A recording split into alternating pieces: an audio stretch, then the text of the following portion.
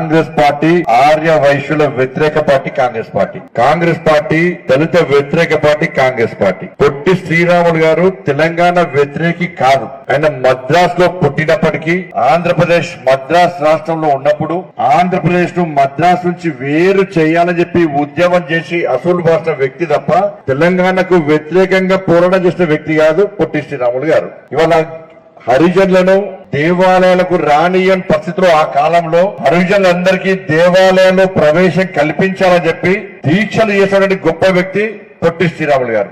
ఇలా మహాత్మా గాంధీ గారిని ఒప్పించి హరిజనులకు దేవాలయంలో ప్రవేశం కల్పించాలని చెప్పి శాసనం చేసిన గొప్ప వ్యక్తి పొట్టి శ్రీరాములు గారు. వాళ్ళ గాంధీ మహాత్ముడే చెప్పాడు. పొట్టి శ్రీరాములు గారు ఎమర్జెన్సీ అప్పుడు ఉద్యమ స్వాతంత్ర పోరాటంలో 3 సార్లు జైలుకు వెళ్ళాడు.